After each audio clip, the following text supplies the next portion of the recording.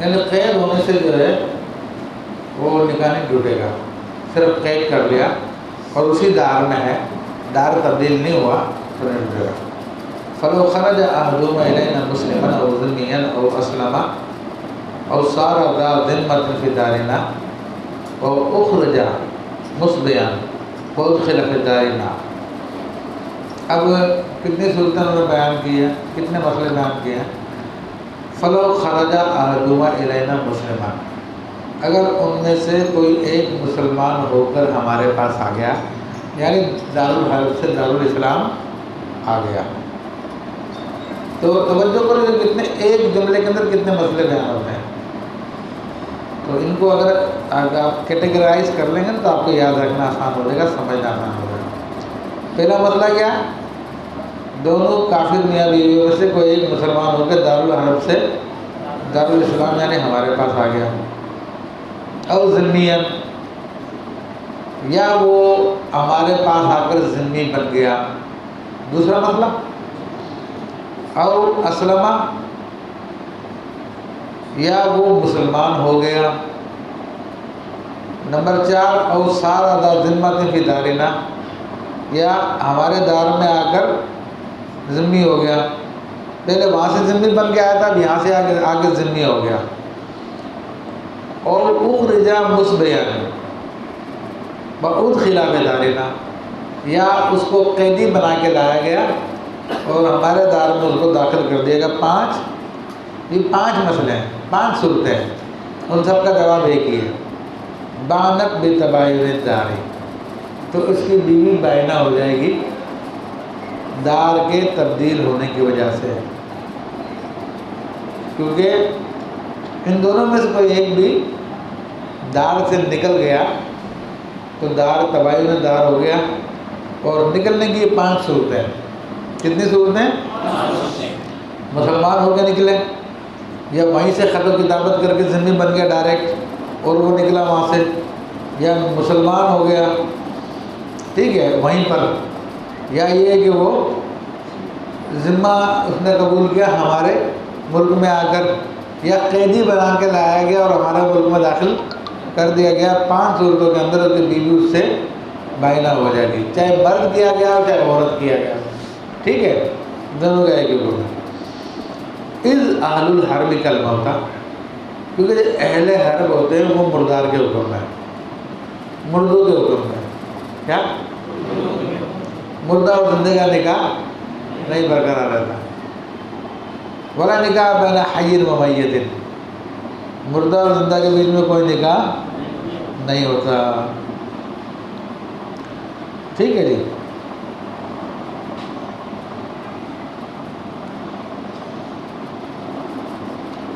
اچھا جی، وہ آگے فرماتے ہیں وَإِن سَبَيَا، اگر ان دونوں کو سبایا، اگر ان دونوں کو قیدی بنا لیا گیا،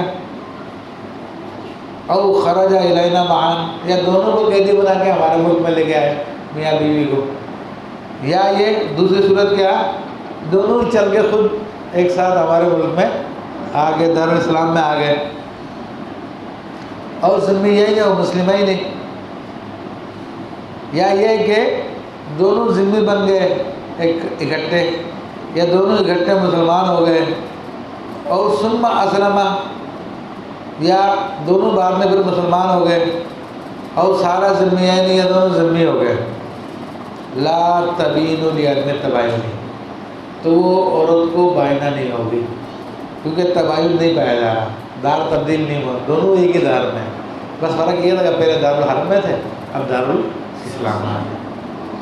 حتیٰ لو کانت المسبیۃ منکوحۃ مسلمین، یہاں تک کہ جس کو قیدی بنایا گیا اگر وہ مسلمان کی بیوی تھی، اور ذمیین یا ذمی کی بیوی تھی، لم تبن، تو وہ بائنہ نہیں ہوگی، وہ بائنہ یعنی وہ رہتی تھی دارالحرب میں، اس کو مسلمان کی بیوی تھی یا ذمی کی بیوی تھی، تو دارالحرب میں رہتی تھی، اور وہ قیدی بنا کر ہمارے یہاں پہ لے کے آ گئے، تب بھی نکاح نہیں ٹوٹے گا۔ تو تباین دار کو ختم کیا گیا، کیا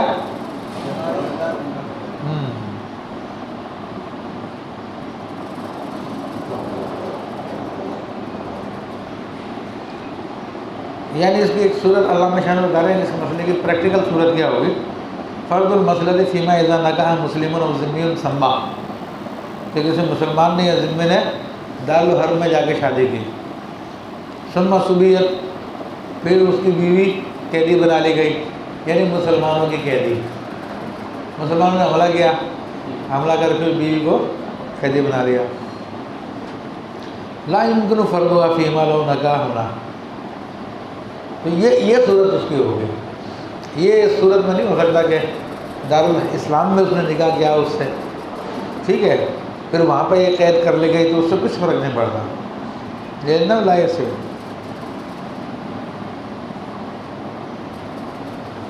اچھا جی، وہ بابو مدن آ رہے ہو.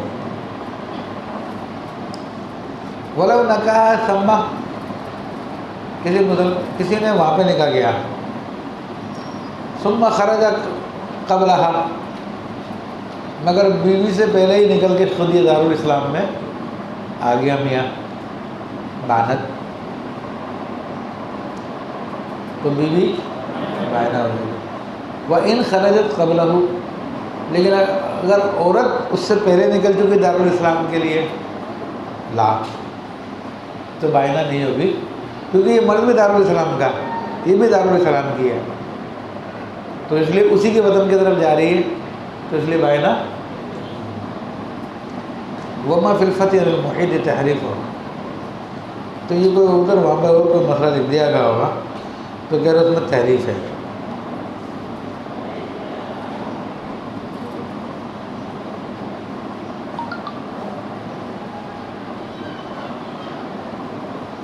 اس کے اندر کیا مسئلہ لکھا ہوا کہ کسی مسلمان نے کسی عورت سے دارالحرب میں شادی کی اور اس کو لے کر پھر وہ دارالاسلام کی طرف نکلا تو بیوی بائنہ ہو جائے گی، تو کہا کہ وہ تحریف ہے، وہ غلط مسئلہ ہے.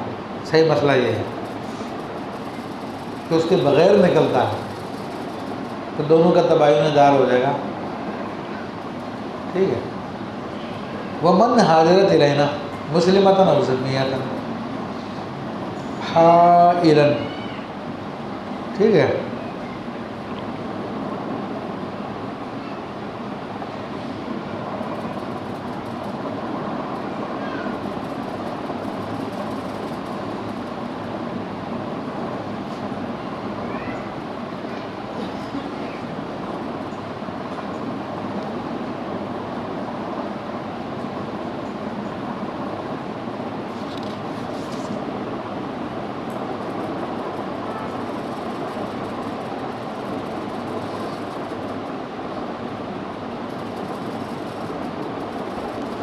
اچھا جی، کہتے ہیں کہ ومن حاضرت الینا مسلمۃ و ذمیۃ حائلا بانت بلا عدۃ فیحل تزوجها،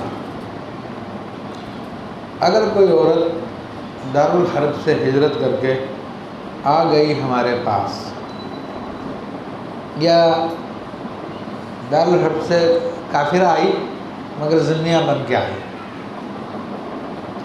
حائلاً وہ حاملہ نہیں تھی. کیا حائل کا لفظ جو ہے غیر حاملہ کے لیے آتا ہے. بانت بلا عدت، تو بغیر عدت ہی کے بائن ہو جائے گی. یعنی پہلے اگر کسی شوہر کے ساتھ رہتی تھی وہاں پہ تو ہمارے دار میں آنے کی وجہ سے وہ بائنہ ہو جائے گی اور کوئی عدت بھی نہیں ہے. فیحل تزوجها، تو اس کے فوراً بعد اس سے کوئی شادی بھی کر سکتا ہے ہمارے یہاں پہ آنے کے بعد، ٹھیک ہے. اما الحامل، اور اگر حاملہ تھی، وہ آئی عورت مسلمان یا ذمیہ، کسی کی بیوی تھی وہاں پر دارالحرب میں، وہ آ گئی ہمارے پاس لیکن حاملہ تھی، تو اس سے اس وقت تک نکاح نہیں ہو سکتا جب تک کہ وہ بچہ نہ جانے. وہ عدت نہیں ہے اس کی، حتی تدا الازہری، تو قول ظاہر کے مطابق، اگر قول کے مطابق جب تک بچہ نہ جن دے جب تک اس سے شادی نہیں ہو سکتی. تو یہ انتظار کیوں کر رہے ہیں؟ لا للعدت ہی، عدت کے لیے وجہ سے نہیں انتظار کروا رہے، بل لشغل الرحم بحق الغیر، کیونکہ اس عورت کا رحم جو ہے وہ غیر کے حق میں مشغول ہے، جب اس سے فارغ ہو جائے گی تو پھر کسی سے شادی کر سکتے ہیں۔ وَإِرْتِدَادُ أَحَدِهِمَا أَيِّ الزَّوْجَيْنِ، میاں بیوی میں سے کسی ایک کا مرتد ہو جانا، فَسْخٌ فَلَا يَنْقُصُ عَدَدًا عَاجِلٌ بِلَا قَضَاءٍ، تو یہ دونوں میں سے کسی ایک کا معذاللہ مرتد ہو جانا تو فسخ نکاح ہے، یعنی اس سے طلاق کا عدد کم نہیں ہوگا اور فوری طور پہ فسخ ہو جائے گا قاضی کی قضا کے بغیر بھی۔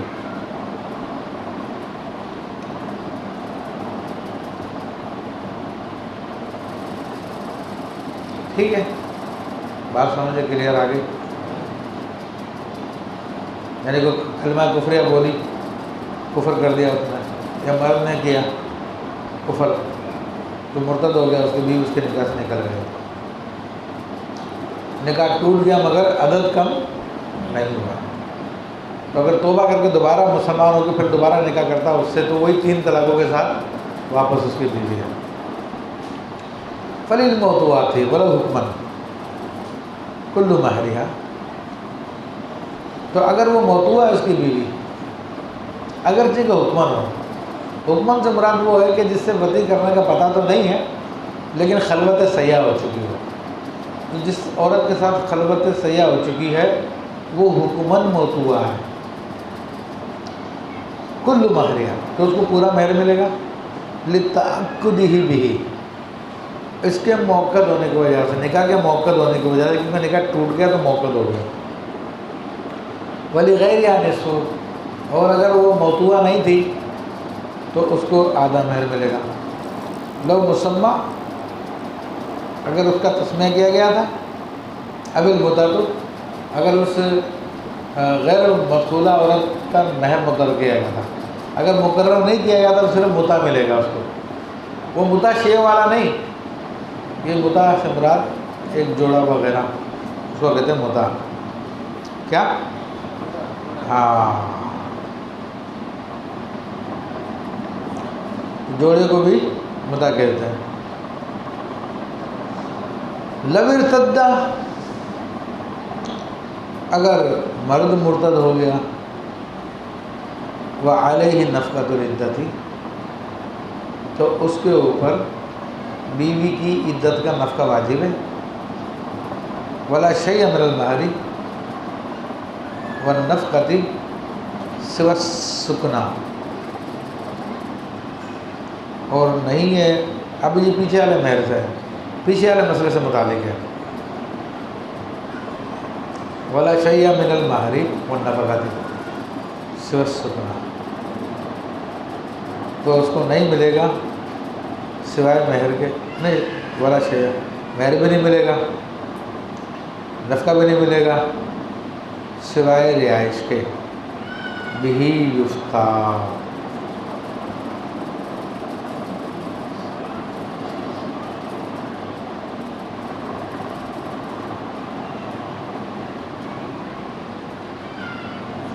اس کے برعکس بات ہوگی پیچھے والی بات کے۔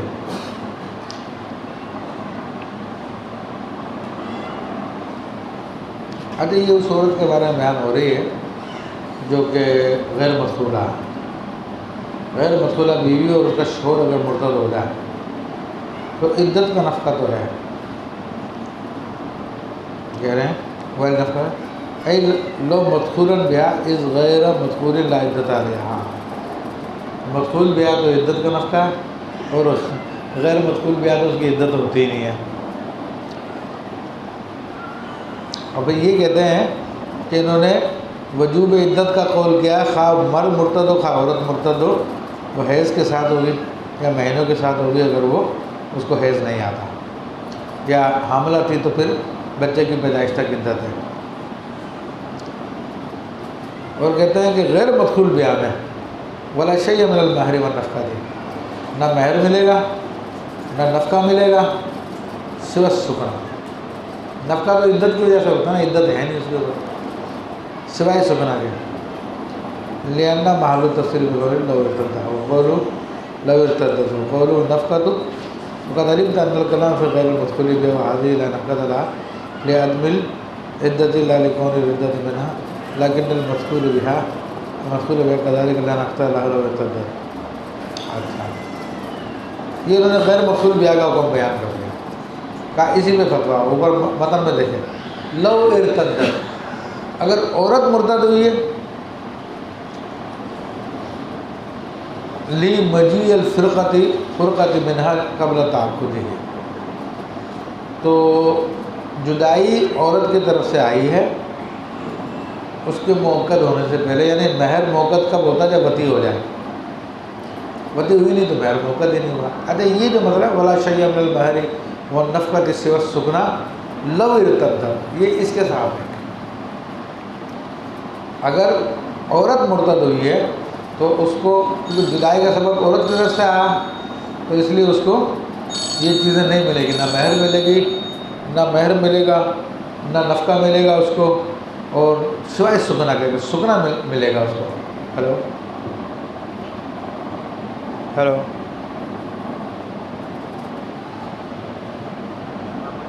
ہاں بھیا. السلام علیکم. جی وعلیکم السلام. مفتی ابوبکر صاحب سے بات کرنی تھی. جی بات کر رہا ہوں. کیسے خیریت سے آپ؟ طبیعت ٹھیک ہے آپ کی؟ جی میرے بھائی کلاس میں پڑھا رہا ہوں، کوئی ایمرجنسی ہے تو ایک الگ بات ہے، ورنہ 12:30 کے بعد رنگ کیجیے گا. الگ مالک مفتی.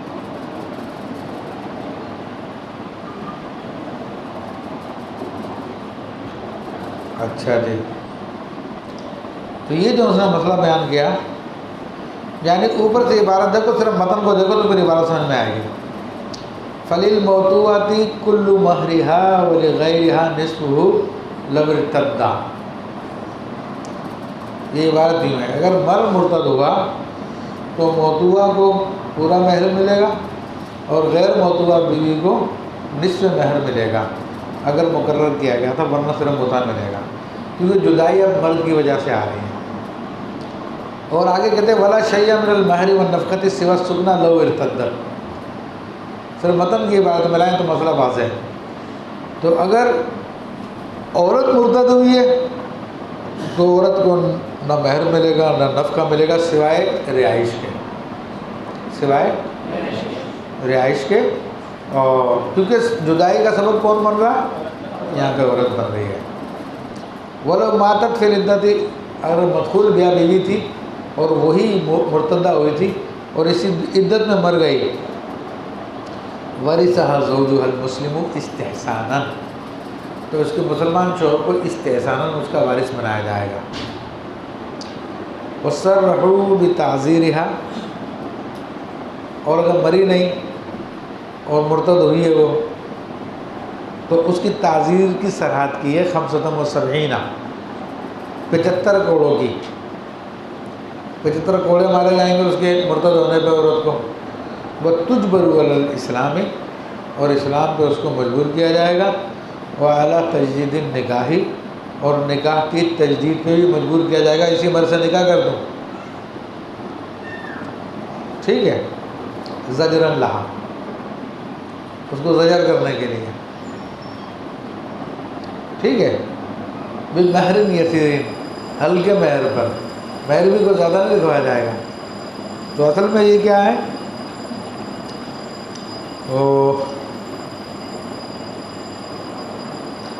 کہ عورتیں اس معاملے کے اندر جو ہے نا وہ احتیاط نہیں کرتی. اور یہ بھی ہوتا ہے کہ کسی عشق مشغول کر لیا، میاں سے جان چھڑانا، بولے مرتدی ہو جاؤ چلو، پھر جو جان چھوٹ جائے گی اس سے پھر اسے اپنے یار سے نکاح کر لوں گی. تو اس سب چیزوں کو روکنے کے لیے یہ سارے حکم ہیں. بِمَهْرٍ يَسِيرٍ، ہلکے مہر پہ کرایا جائے گا، دینار، 1 دینار پہ. وَعَلَيْهِ الْفَتْوَىٰ وَالْوَالِدِيَةُ. وَأَفْتَىٰ مَشَائِخُ بَلْخ بِعَدْمِ الْفُرْقَةِ بِرِدَّتِهَا زَجْرًا وَتَيْسِيرًا. جبکہ بلخ کے جو مشائخ ہیں انہوں نے کیا فتویٰ دیا کہ عورت کے مرتد ہونے کی وجہ سے نکاح کے ٹوٹنے کا حکم نہیں ہوگا. کیا کہ وہاں پہ یہ شاید زیادہ ہو گیا تھا، عورتیں زیادہ کرنے لگ گئی تھیں، تو انہوں نے اجتہاداً جو ہے کہا کہ نہیں،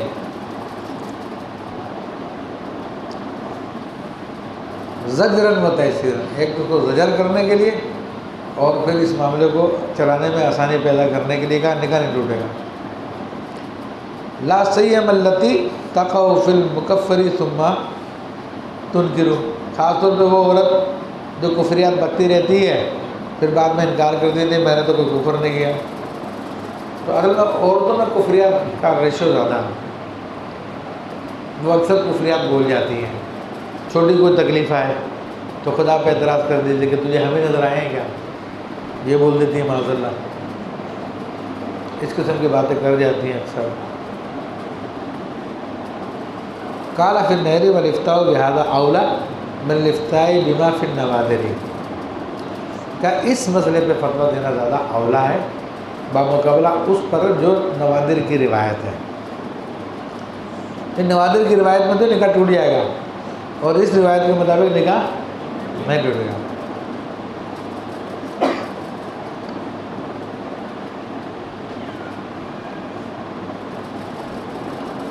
اچھا نوادر کی روایت کون سی ہے؟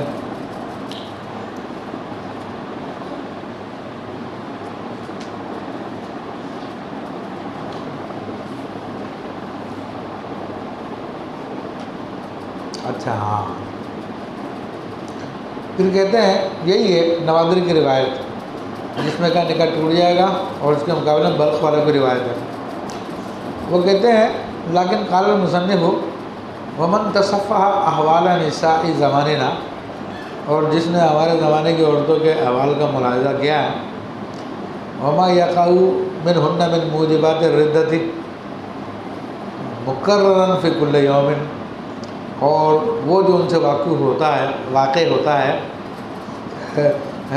ارتداد کے موجبات ایک دن میں کئی بار، لم یتوقف فی الافتاء بے روایت نوادری، تو وہ نوادر کی روایت میں توقف نہیں کرے گا۔ قلت وقد بسطت فی القنیۃ والمجتبہ والفتح والبحر، بسطت ہے یہ کہ اس میں کافی تفصیل کے ساتھ کنیہ میں، مجتبہ میں، فتح میں اور بحر کے اندر یہ بات بیان کی گئی ہے۔ حاصل ہوا انہا بالردۃ تسترق وتکون فیئا للمسلمین عند ابی حنیفہ رحمہ اللہ، کہ عورت اگر مرتد ہو جائے تو وہ غلام بنا لی جائے گی، جو غلام ہو جائے گی اور وہ مسلمانوں کے لیے غنیمت بن جائے گی امام اعظم ابو حنیفہ رحمۃ اللہ علیہ کے نزدیک۔ وَيَشْتَرِيَ الزَّوْجُ مِنَ الْإِمَامِ، اور شوہر اس کو پھر امام وقت سے خرید لے، اور یصرف علیہ لو مصرفاً، یا اس کو خرچ کرے گا، اس کو یعنی یصرف کو پھیر دینے کا معنی رہتا ہے، یا امام جو ہے اس کو شوہر کو دے دے گا اگر اس کو اس کی ضرورت ہے تو۔ ایسی عورت کو جو کفریات بکتی رہتی ہے یا کافر ہو جائے معاذ اللہ تو اس کو لونڈی بنا لیا جائے گا، اس کے شوہر کے حوالے کر دیا جائے گا۔ وَلَوِ اسْتَوَلَّ عَلَيْهَا الزَّوْجُ بَعْدَ الرِّدَّةِ مَلَكَهَا، تو اگر مالک ہو جائے اس کا شوہر اس کے مرتد ہونے کے بعد، ملکہ یعنی غلبہ پالے اس کے اوپر، تو وہ اس کا مالک ہو جائے گا۔ وَلَهُ بَيْعُهَا مَا لَمْ تَكُنْ وَلَدَتْ مِنْهُ، تو اگر اس نے اس کا بچہ نہیں جانا، ولد نہیں بنی، تو اس کو بازار میں بیچ بھی سکتا ہے۔ عید اتنی ہے نا ہمارے یہاں پہ، حقوق نسبہ کا جو دعویٰ کر رہی ہیں، میرا جسم میری مرضی، یہ سب مرتدائیں ہیں، ان سب کو لوڈیا بنا لیا جائے۔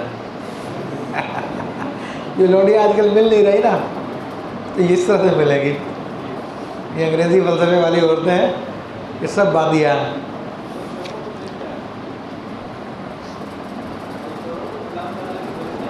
کیا کہہ رہی ہیں؟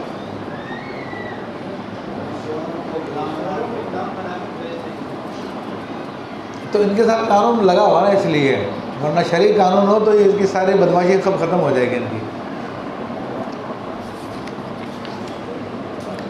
فتکون کا ام الولد، تو ام ولد کے حکم میں ہو جائے گی۔ ونقل المصنف فی کتاب بالغصب، اور مصنف نے اپنی کتاب غسل میں نقل کیا ہے ان عمر رضی اللہ تعالیٰ عنہ حجم علی ناحیۃ، کہ عمر فاروق رضی اللہ تعالیٰ عنہ نے ایک نوحہ کرنے والی عورت پہ حملہ کیا۔ گلوکارہ ہوتی ہیں یہ جتنی ہیں نا، گانے گالیاں عورتیں ہیں، نوحہ کرنے والی عورتیں ہیں، ان سب کا یہ حکم ہے۔ تو اچانک اس میں چھاپا مارا آپ نے، نوحہ کر رہی تھی، وَضَرَبَ بِالدَّرَّةِ، اور کوڑے اس کو لگائے، کوڑوں سے اس کو مارا، حتیٰ سقط خمارها، یہاں تک کہ اس کا دوپٹہ بھی گر گیا، وہ شریف زادی کا دوپٹہ بھی گر گیا۔ فقیل له یا امیر المومنین، آپ سے عرض کی گئی ہے امیر المومنین، قد سقط خمارها، اس کا دوپٹہ گر گیا اس عورت کا۔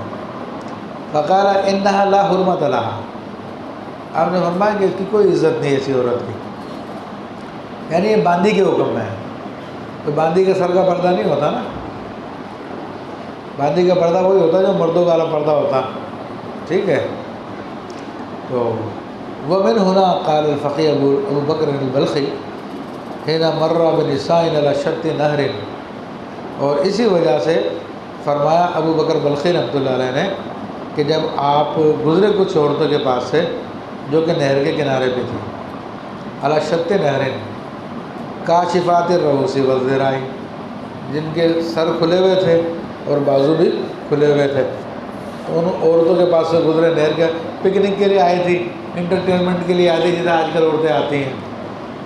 تو فقیل له کیف تمر، تو لوگوں نے اعتراض کیا حضرت عورتوں کے پاس سے آپ گزر رہے ہیں، کہ جائز ہے آپ کا گزرنا ہے یہاں سے بے پردہ عورتوں کے پاس سے؟ فقال اللہ حرمت لہن، فرمائے ان کی کوئی عزت نہیں ان عورتوں کی،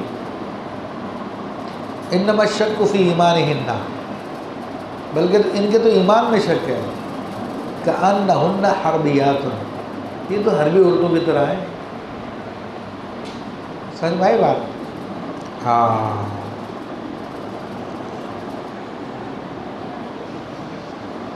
اللہ اکبر، بس یہیں تک رکھو۔